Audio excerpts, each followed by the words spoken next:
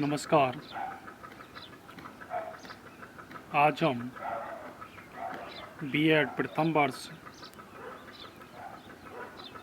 Learning and teaching अधिगम और शिक्षण पेपर के अंतर्गत सत्य का अध्ययन करेंगे, ट्रुथ का अध्ययन करेंगे। गांधी जी ने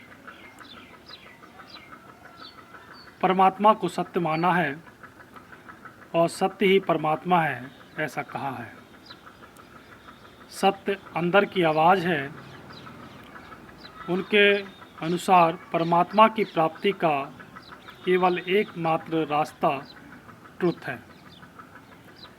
यदि कोई व्यक्ति अपने मन में सत्य का प्रयोग करता है और इसे निष्ठा व निरंतरता से अहिंसा से जोड़ता है, तो वह निश्चय ही एक दिन परमात्मा की अनुभूति प्राप्त करने योग्य हो जाएगा। प्रत्येक को सत्य के लिए मरने के लिए तैयार रहना चाहिए। उसे अपना सत्य दूसरों पर थोपने का प्रयत्न नहीं करना चाहिए।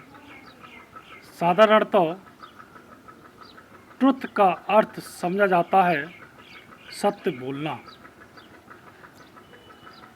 गांधी जी ने इसका अर्थ विस्तृत रूप में लिया है। उन्होंने कहा, विचार में सत्य, भाषण में सत्य और कार्य में सत्य होना चाहिए। अहिंसा सत्य के लक्ष्य की प्राप्ति का साधन है। अहिंसा में मानवता, दया, प्रेम, सहनशीलता, हृदय की पवित्रता और विचारों, शब्दों या क्रियाओं में उत्तेजना से स्वतंत्रता शामिल है। यह हमें सभी प्राणियों से प्रेम करने के लिए प्रेरित करती है। यह हमारी भावना की शुद्धि करती है। महात्मा गांधी जी के अकॉर्डिंग अहिंसा को हिंसा की अपेक्षा प्राथमिकता निम्न कारणों से दी जा सकती है। अहिंसा हिंसा से अधिक प्रभावी सिद्ध होती है। यह फिजिकल पावर पर नैतिक और आध्यात्मिक सिद्धांत की जीत है। प्रेम और अहिंसा वास्तविकता से संबंधित है और इन पर विजय पाना आवश्यक है। अहिंसा विरोधी की इच्छा को हिला देती है। अहिंसा भावना की शुद्धि करती है। एक अहिंसक व्यक्ति को एक तपस्वी का जीवन जीना पड़ता है। गांधी जी मानव के लिए प्रेम में अटूट विश्वास रखते थे। उनके लिए प्रेम नैतिकता की आवश्यकता है। सत्य के बिना कोई नैतिकता संभव नहीं है। प्रेम से ही सत्य की प्राप्ति हो सकती है। प्रेम उसे परमात्मा की ओर ले जाता है। Love is essence of morality. No morality is possible without love. Truth can be attained through love. Love takes him toward the God. Gandhi ji ने धार्मिक प्रक्रिया से ही सत्य की अनुभूति का समर्थन किया है। सत्य शक्ति है, असत्य कमजोरी है। ज्ञान, नॉलेज ट्रुथ है, अज्ञानता असत्य है। अतः सत्य शक्ति, साहस और ऊर्जा को बढ़ाता है।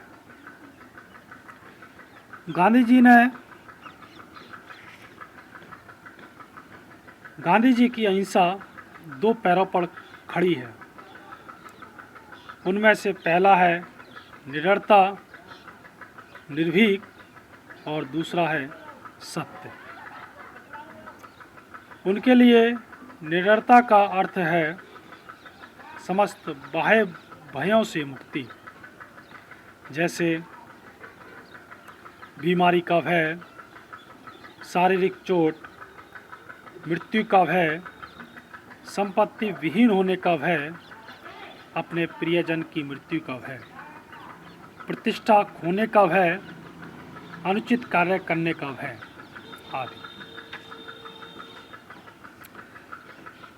Fearlessness connotes freedom from all external fears of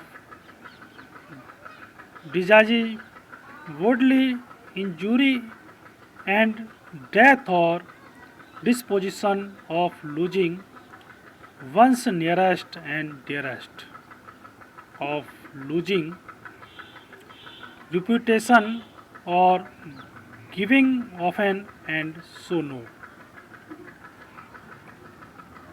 Gandhi ji अहिंसा, सत्य और धन के समान वितरण के सिद्धांत पर आधारित एक आध्यात्मिक समाज की स्थापना करने के लिए उत्सुक थे। एक ऐसा एनवायरनमेंट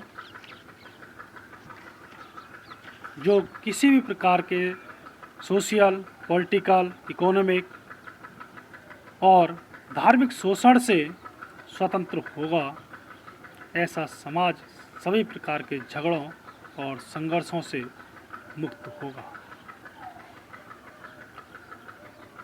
भारत विश्व में अपनी संस्कृति, सभ्यता, आध्यात्मिकता, योग, दर्शन, नैतिकता और मूल्यों के लिए विशेष स्थान रखता है,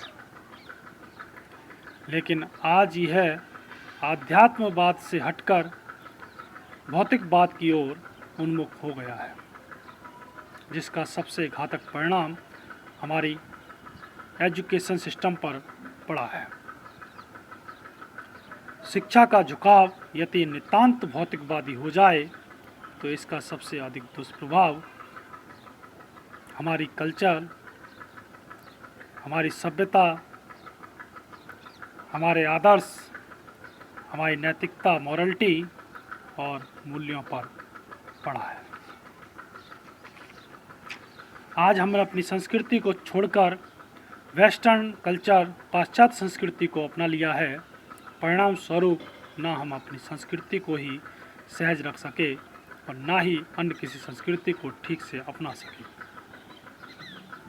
साथ ही इससे संवेदनहीनता और अनैतिकता को बढ़ावा मिला और हमारे मूल्यों का भी ह्रास हुआ, जबकि स्वतंत्रता प्राप्ति के बाद इन सभी की देश को परम आवश्यकता थी। आज मूल्यहीन शिक्षा की दुश्वारियां देश के विकास की राह में बाधक बनकर खड़ी हो गई हैं। इससे आगे का अध्ययन हम कल के व्याख्यान के अंतर्गत करेंगे। धन्यवाद।